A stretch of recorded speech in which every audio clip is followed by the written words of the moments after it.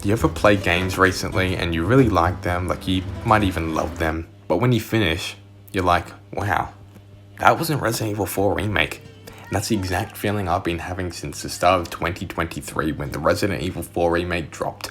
I love the original. I played it as a kid. I played up to like the end of the village.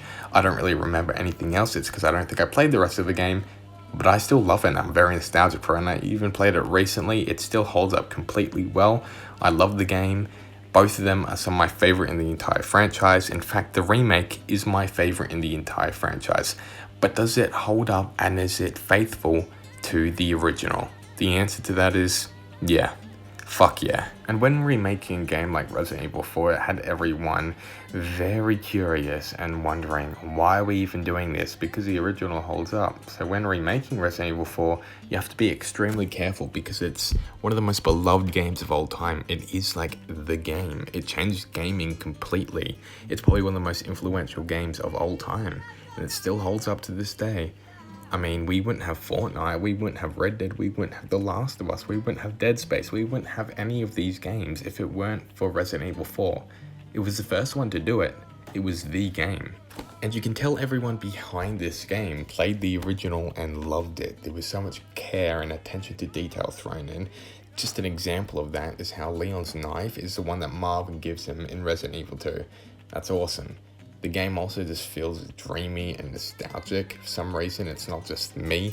I've heard a lot of people say that as well. As you'll hear in this review, I love everything about this game, pretty much. But the gameplay and the combat especially is what reigns superior.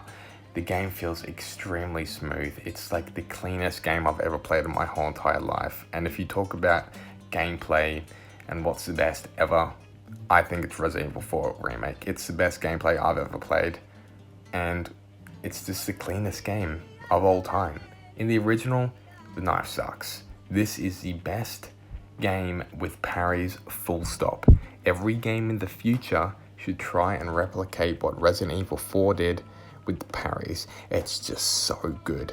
And it makes me want to just play Resident Evil 4 when I'm playing other Resident Evil games because I can't play without the parry. It's too hard to play without the parries in other games now. Not even just the Resident Evil franchise. And the guns, they feel and sound phenomenal. They sound what real guns actually sound. In the OG, the enemies come up to you really slow. They're very patient with you. They come up like kind of one by one. But in this game, there's a new level of stress throughout the entire game. The AI is incredibly smart and it makes for tense gameplay and it makes you think carefully about everything you do.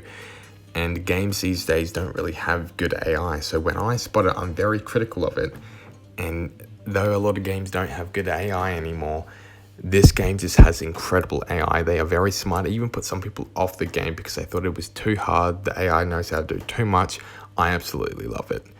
Every time you get hit in this game, it's your fault, and it allows the player to practice and get better as the game goes on. To me, that's perfect gameplay. And it's got the best combat elements from every other Resident Evil game. It's got the dismemberment from Resident Evil 2. It's got the evasion and combat tricks from Resident Evil 3 Remake. And I just love how Leon reacts to how every fight went in most situations you're in. If you run out of healing items or anything, it's just a fun, neat detail and it will just tell you everything. So will other characters too when you're playing with them. All the animations in this game are peak. When you run out of ammo or herbs and just need to reload, he will tell you to. When enemies get in your face, it doesn't do that thing that games do where you can't see the screen and you can't see your aim. He will kind of go to the wall and he will tilt his gun so you can perfectly shoot him. I love that. It gives you full space to see what you're doing and what's going on. The camera is perfect. And the game just makes you feel so cool when you're doing everything that has to do with combat.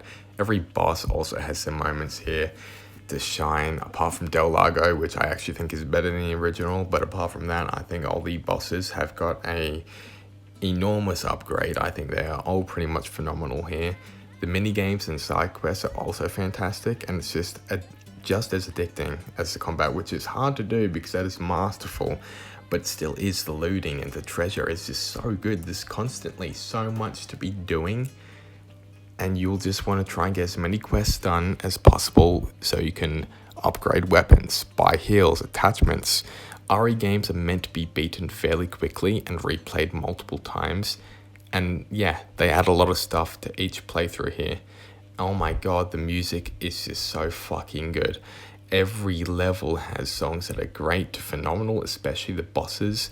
The standouts are Krauser and Ramon, just being some of the best music I've ever heard in a video game. Now the story. You might be wondering, well, what story? Because if you've played the original, it basically doesn't have a story. The characters are just jokes and the game is absurd, but it works for that game. But in the remake, people expected more out of the narrative, especially coming from Resident Evil 2, which gave us a lot more in terms of narrative and story. And they somehow actually made the story good here, and they made it work. They made everything make sense. The game takes more time to explain character motivations and plot details. All the enemies and areas are explained through notes. They aren't just cartoon characters anymore. The game is still over the top in the best way possible and silly, but Leon is still the action hero guy, but he spends time in this game actually having trauma about the stuff he went through in Resident Evil 2. There is a lot more connected tissue between this and Resident Evil 4, and I appreciate that. Ashley as well, she's more capable. She even has a nice little character arc where she learns to take care of herself. And Luis is somehow a good character here. He's not a sex pest in this game, and you actually understand his motives, and they are actually quite good, adding layers and depth. The shooter games, the music, its peak, it's a remix of the original opening theme. That is so awesome. Another example of how much care was put into this game. Truly, video games don't have the care and effort put into them as much as Resident Evil 4. The game visually is just fantastic here. The quality of life is fantastic. The charms and perks are also so fun, like I was saying before. The better you do in the shooter games, the more tokens you get to try and get some cool perks like ammo boost frequency or extra speed and much more. It's fun things that get you to weave into the gameplay and adds a lot more depth to it. And the action scenes are self-aware in how over the top they are. The art direction is stellar. The puzzles are pretty simple and kind of like second grade. They're not very good, but the story is also just so engaging and hooks you from the start. The atmosphere in this game is incredible. Every area. Another thing I didn't mention was that you can play the fight so differently in so many ways, and it's not forced, it's just up to you, adding a lot more layers to the gameplay.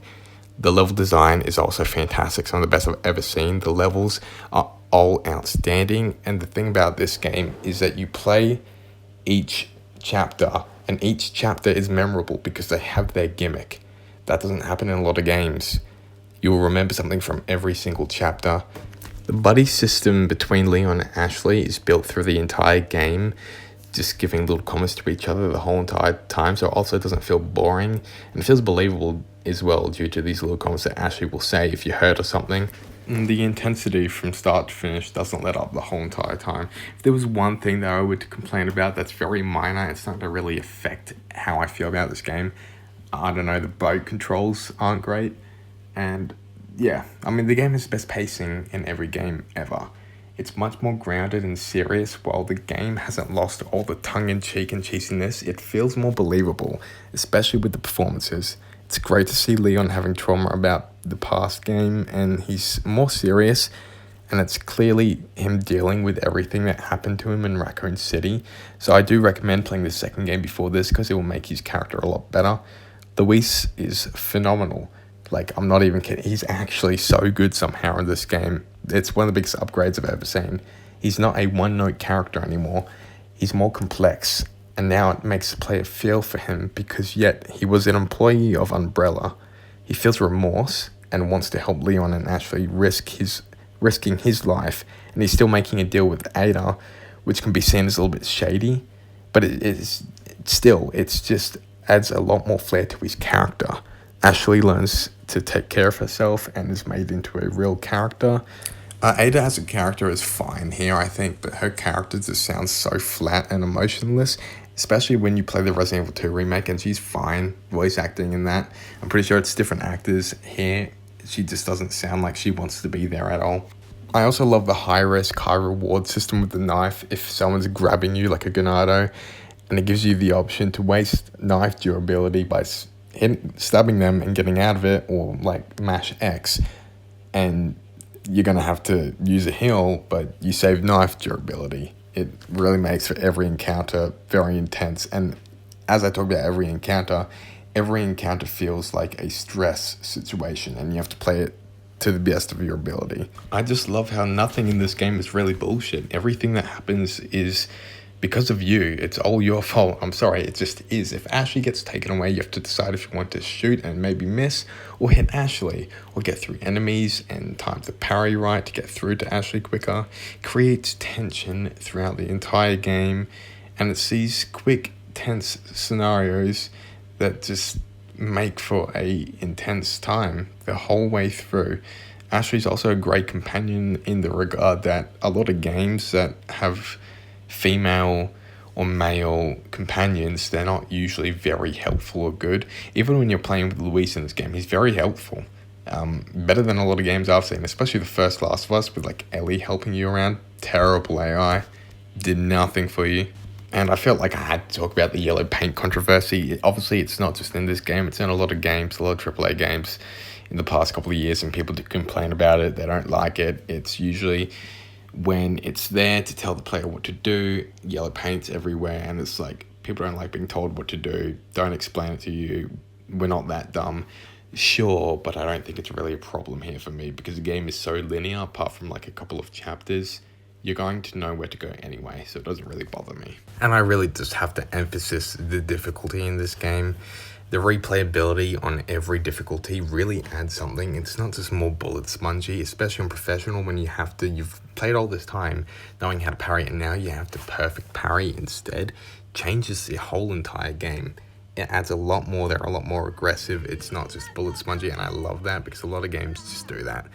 And even on the lower difficulties, like if you want to play on hardcore, it's still going to be hard and tense for a game like this. Obviously, it's not, a Souls game, but difficulty in video games do matter, and this is one of the best examples of that. It's not going to make you quit the game, but it's enough to get you thinking about every scenario, because it is a game. It's meant to be fun. It's fun first, it's difficult second. It's one of the best combinations I've seen it do ever. And the variety in enemies here showcased is something that other games don't have. All the enemies, all the bosses, and they all do something different as well. They all add something to the game.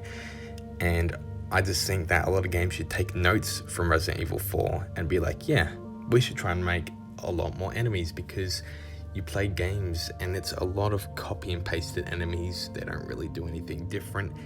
It's not the case in this game. So yes, I love Resident Evil 4 Remake. It's one of my favorite games of all time. Let me know what your favorite Resident Evil game is down below. There might be a trailer for the new Resident Evil 9 coming out this Friday. And anyway, have a good night, rookies!